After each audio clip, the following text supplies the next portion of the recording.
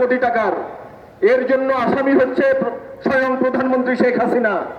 আপনি কি করে আপনার বাসার একজন পিয়নকে 400 কোটি টাকা পর্যন্ত দুর্নীতি করতে দিলেন? আপনার প্রত্যক্ষ সহযোগিতায় কিন্তু এটা হয়েছে। সুতরাং আজকে আমাদের এই সব ছেলে মেয়েদেরকে যারা হত্যা করেছে, যে ফুটেজগুলো আমরা দেখছি, ঘরে ঘরে আজকে মানুষ কাঁদছে, ঘরে ঘরে আজকে মানুষ ট্রমাগ্রস্ত। সেই মানুষকে আমরা আহ্বান জানিয়েছি, আপনারা ঘর থেকে বের হন, আপনারা ঘর থেকে বেরিয়ে আসেন এবং দাবি তোলেন, সোচ্চার হন যে এই হত্যাকাণ্ডের দায় আসলে কার। এই হত্যাকাণ্ডের দায় সরকার প্রধান হিসাবে শেখ হাসিনাকে পদত্যাগ করে এই হত্যার দায়ভার কাঁধে নিয়ে একটা শান্তিপূর্ণ গণতান্ত্রিক পরিবেশ আসলে তৈরি করতে হবে। এটাই আজকে জনতার দাবি।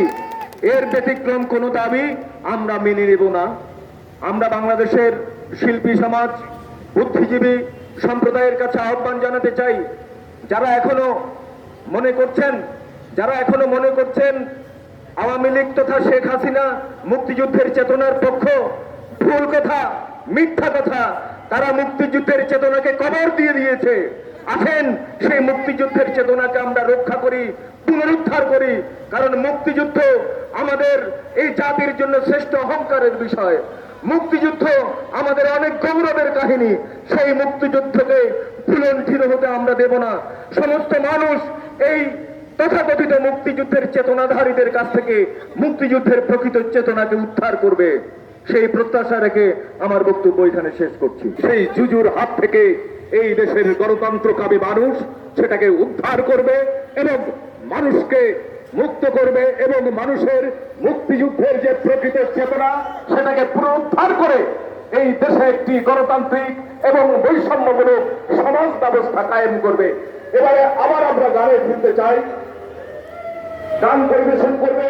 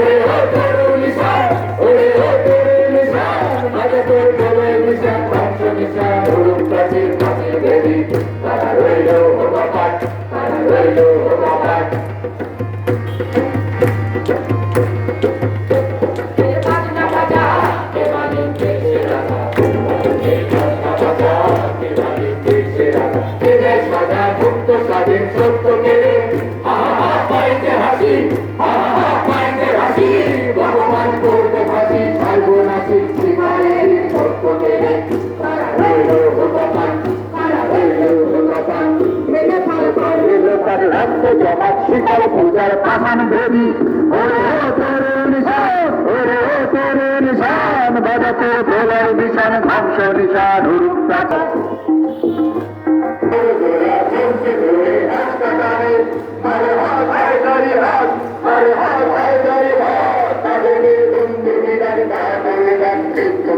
জীবন মানে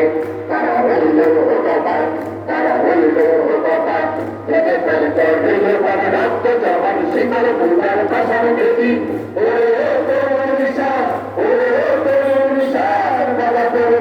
নিশান ধ্বংস নিশান প্রাচীর প্রাচীর ভেদি তারা রইল হোকাপান তারা রইল হোকাপান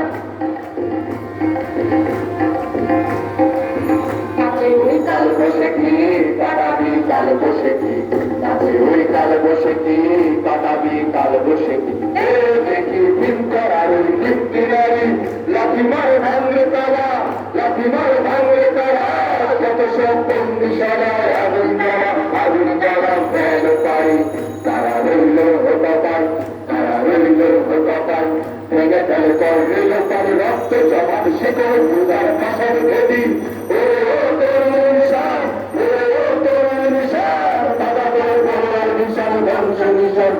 প্রাচীর প্রাচীর ভেদি